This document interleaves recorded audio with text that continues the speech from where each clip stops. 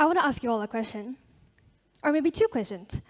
How many of you like listening to music? Okay, thank you. And how many of you do not like listening to music? Okay, one hand there, I see you, but it's okay, thank you. Hi, my name is Regina Song. I am a 20-year-old singer-songwriter here from Singapore. And firstly, I would like to thank all of you for joining me on this Thursday evening. And I would like to thank TEDxYouth and NgeeAnnPolytechnic for having me. When I was really, really young, just like all of you, I really, really adored music. I remember watching a lot of Taylor Swift music videos on my really bulky Toshiba laptop. And when I was 13, I started writing a lot of lyrics between my class notes and humming really random melodies while I was walking home. And I don't know, it just came so naturally for me, songwriting. And I thought to myself, oh my God, like, I want to be Taylor Swift. Like, I'm going to be here when I grow up. Like, one day I'm going to like tour the world. One day I'm going to release smash hit albums. One day I'm going to be picked up by a record label. Like, I know it. Like, I know it's going to happen. One day, and then it turned into weeks, then months. And I was still stuck with, my 300 followers account that was private, that I don't really post the songs that I don't really like. So it didn't come as a surprise to me that I didn't blow up overnight. But looking back, I think I had two very important things. Firstly, I had a dream. And secondly, I had a lot of audacity. My topic today is the audacity to be you. And I really want to share 3 things that I told myself that shaped me as an artist today.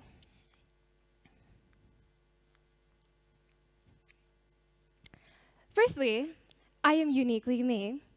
You're uniquely you. And we all have something really special to bring to the table. Well, did you know that actually 75% of high school graduates are not ready to make their college decisions? As someone who has been through the Singaporean education system, or actually any education system in general, we are taught that the core subjects like math and science, our grades are the most important, and what we enjoy doing, like our hobbies, should just remain as a hobby. And honestly, many people end up choosing something they end up hating just because the path not taken is scary and no money, right? But when it came to my turn to make a decision after high school, I thought to myself, do I really want to just cruise through life and like not do the one thing I love the most, which is writing songs? To me, being a songwriter was such an integral part of my identity that I identified with it the way I would identify with my name or my race. It was just a part of me that I couldn't shake off. And when I was thinking about what made me unique, what made me unique as a singer-songwriter, I actually looked at the artists I really like. So these are the artists I really like. And they're all so different, Like Olivia Rodrigo, she writes a lot of sad, heartbreaking songs like, I got my driver's license last week. You guys know that song, right? And then there's Sabrina Carpenter, who's like really flirty and funny, and she goes like, I don't even know I'm talking nonsense. And Chappell Roan is known for her honesty and how bold she is in expressing herself. And she sings something like, you only want to be the one that I call baby. You could kiss 100 boys in bars. Thank you. Well, for me, I looked at myself and I looked at my teenhood and I was like, damn, like, I grew up being someone who fell for people from afar. I would develop crushes and pine over them and be super hopeless romantic. So that's me, Regina Song. I guess I grew up being really idealistic and really yearnful. And I guess the best way to sum it up would be, no one can love you like I do. So actually, if you want, do you want me to sing the cutest prayer for you guys?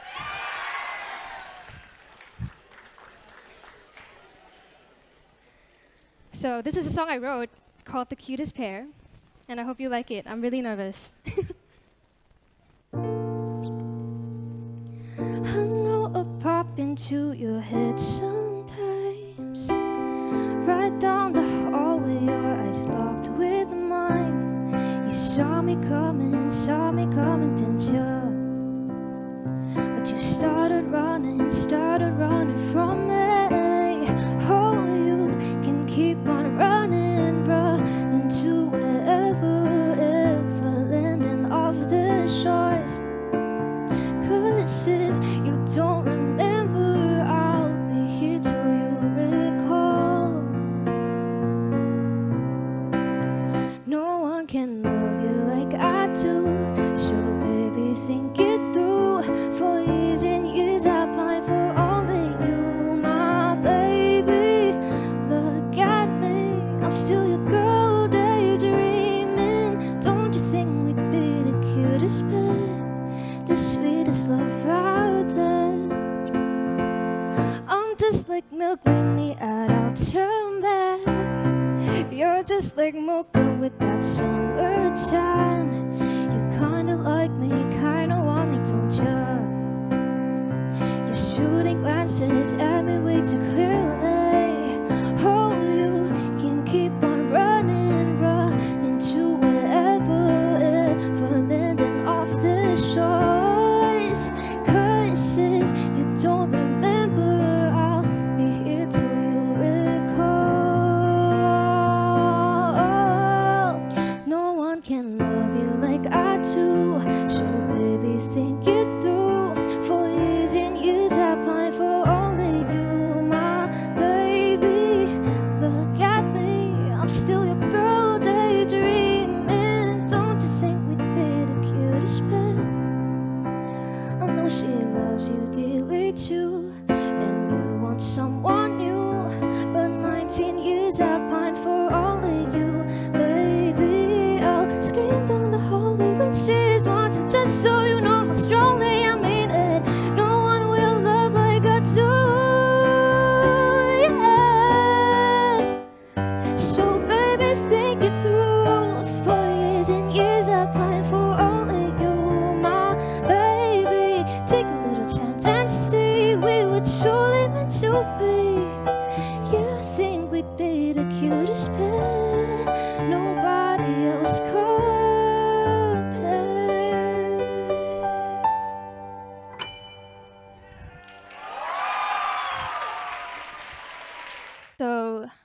So that was my song, The Cutest Pair, and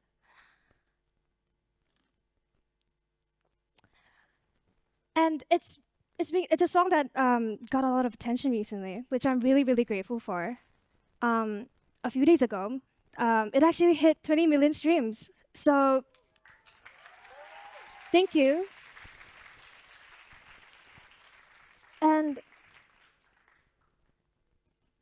I really want to share about how my journey with spirituality shaped me as an artist. When I was 16, I was on YouTube a lot, and I was watching a lot of videos about manifestation, spirituality, positive affirmations. And there was this one particular law that really resonated with me, and that was the law of assumption. So you might be thinking, what is the law of assumption? Like, you mean the law of attraction, right? No, actually, the law of assumption states that whatever you assume as true becomes your reality. And I want to share a really special story that the law of assumption actually helped me start my music career. When I was maybe 17 and it was like the June holidays, I had this really strong desire and this strong will that I was gonna release my first single. Like, I don't care if I have to learn production in a day, I'm gonna do it. Like, by this June, I need to be finished with one song, even though I had no idea how to do it. And it happens that in the middle of the June holidays, I had been talking to one of my friends. He was in the music industry, and I said, actually, I want to learn how to produce so that I can make my own songs. And he was like, actually, I know a guy who's an actual producer. Why not I bring you to his studio? And I was like, yeah, sure, like let's learn how to produce. And when I got to the studio, yeah, sure, he taught me a lot of things about production and stuff. And I was like, okay, like this is really cool, but like I don't know how I'm gonna finish this. And he asked me, do you write songs? And I was like, yeah, I write songs. Like, oh my God, like thanks for asking. And so I played my first song, Lucas, for him, and the rest is history.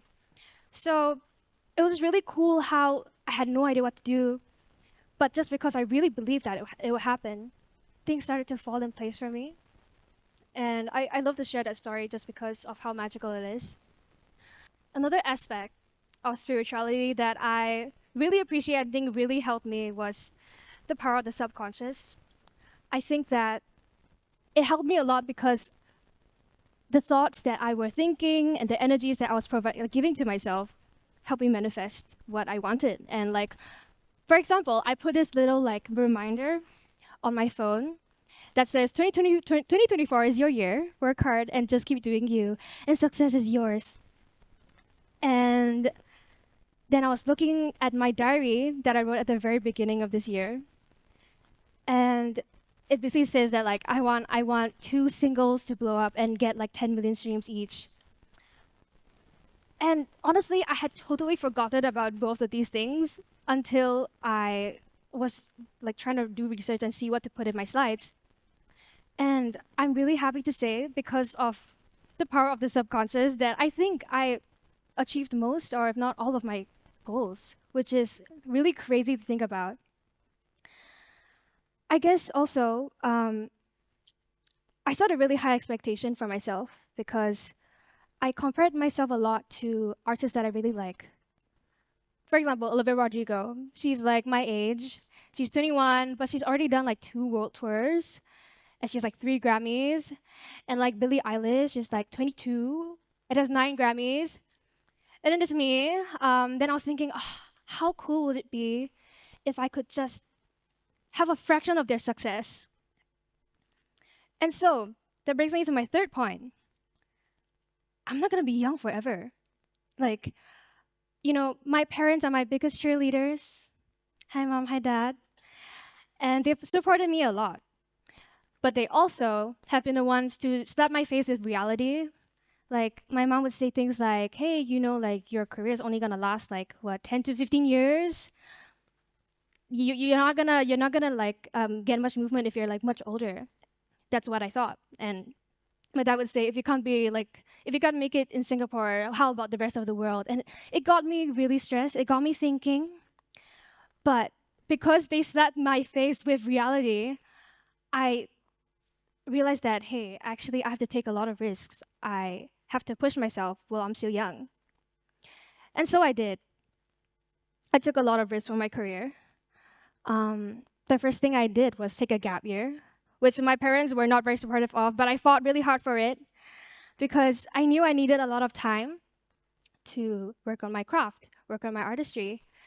I was really broke.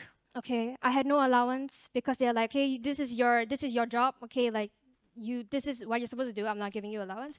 I was really broke, but it's okay because I knew it was a risk I had to take. And then I also realized that if I wanted to be an artist, I have to start a TikTok account. And remember how I said I had a lot of Audacity? Yeah, that is when my Audacity starts to like fade a bit. And I'm actually someone who grew up as, like, I grew up really scared of judgment and scared of failure. So having to start an account from scratch and not know anything was really daunting for me. When I first posted my first few videos, I would post it and then like I would go sleep and wake up the next day and open and hoping that like it blew up or something, and it would have like 300 views, and I'll be like, oh, this is so embarrassing. And this went on for like a long time. It was a cycle, but every time I felt demoralized, I told myself I have to push on. This is gonna be worth it one day. And then after a long time, I realized actually I can't just keep taking all these risks and like putting up videos if I don't do the hard work to understand, firstly, why videos are doing well on TikTok, why videos aren't doing well on TikTok, and what are artists already doing that are helping them achieve their goals. And so I worked really hard and I tried to understand the algorithm. And it had been maybe like 1.5 years. I had some good traction going, but I felt like I still wasn't where I want to be. And it was during this time I had just released my debut album, Fangirl. And it was like maybe 3 months after I had a few videos like hit maybe 200,000 views. And it was really fun and it was really exciting. But I felt like there was one more thing I had to do. At this time, I realized a lot of artists were posting like live performances of themselves. And so I thought, hey, actually, I've never done it before. Why not I just try it once? And that video literally changed my life. So this is the video, and it got like 24 million views, which is absolutely crazy. I would have never thought that would happen in my entire life. And looking back at it, it was because I took a creative leap and I took the risk, because even though I didn't know what was going on, it happened. And remember I said that I put out a lot of videos before I put out this one? Actually, social media is just a game of luck. And I happened to get really, really lucky with this one. In this video, it's not perfect either. The audio is not that good. My hair is like greasy. But it's okay because I showed up. And today, I just want to remind you that you don't have to be perfect. Sometimes you just have to show up and take the risk. And so, I want to end off with a quote. What if I fall? Oh, but my darling, what if you fly? And I want to remind you today to create your own luck. Take that risk and just have the audacity to be you. Thank you so much for coming to my TED Talk.